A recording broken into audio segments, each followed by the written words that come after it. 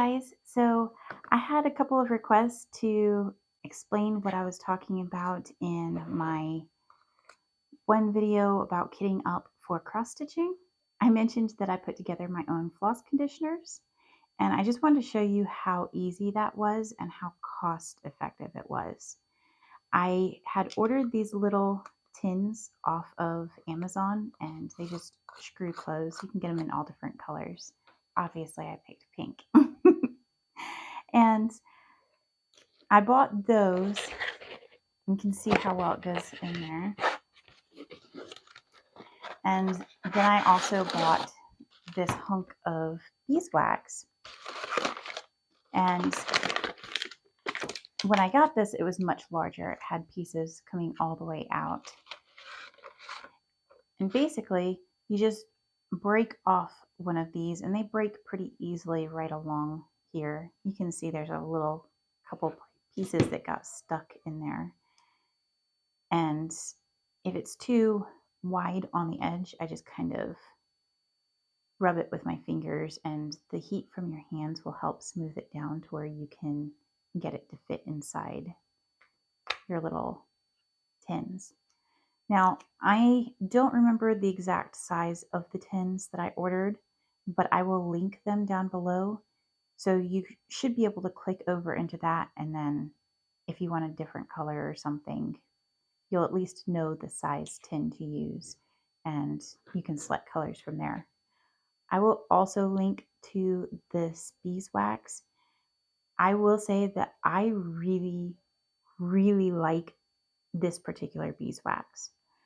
You've seen that I had unboxed a container with Lori Holt beeswax, and beeswax, it's a natural product. It's going to vary from one product to another. It's going to vary just naturally. So, maybe I would like this better this time, and then next time I might like hers better, just depending on how the bees made their wax.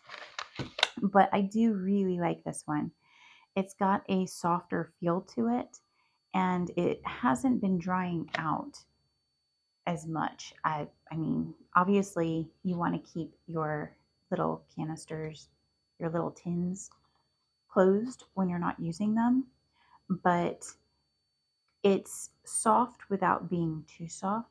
And I don't know, I just find that this is the perfect texture for me. I really like this particular one.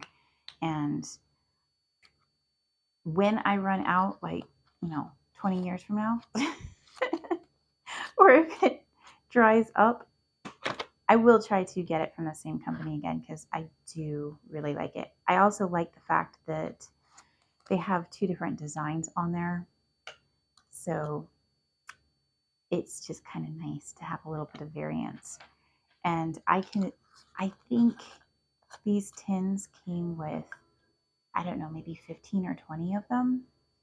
And I just went through and broke off pieces of wax and filled up all of my tins.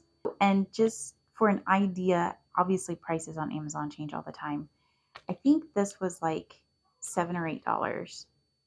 And this, I think the package of like 20 of these was maybe $10. So considering that when you buy them individually already put together, it's close to $10 just for one. I think this was a steal. Because I was able to make up a large amount of these, it means that I can put a different one in each bag for each project. And I don't have to reach into the bag and swap it out into a different bag when I'm working on something else, which was a very big deal to me, because having just the one, I was finding that I am very good at not minding my beeswax very well, and it disappears on me. Same thing for my scissors, but I don't know. I haven't come up with a way to prevent losing that, because even having multiple pairs of scissors, one in each bag, I still end up misplacing them. At least this, though, has helped. So each bag gets its own little container.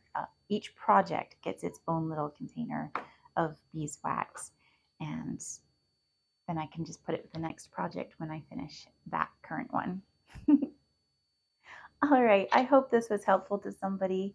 If you enjoyed it, please remember to hit like and subscribe. And remember that we have our 1,000 subscriber giveaway going on right now. So go head over and check out that video and find out how to enter. I'll see you again next time. Bye.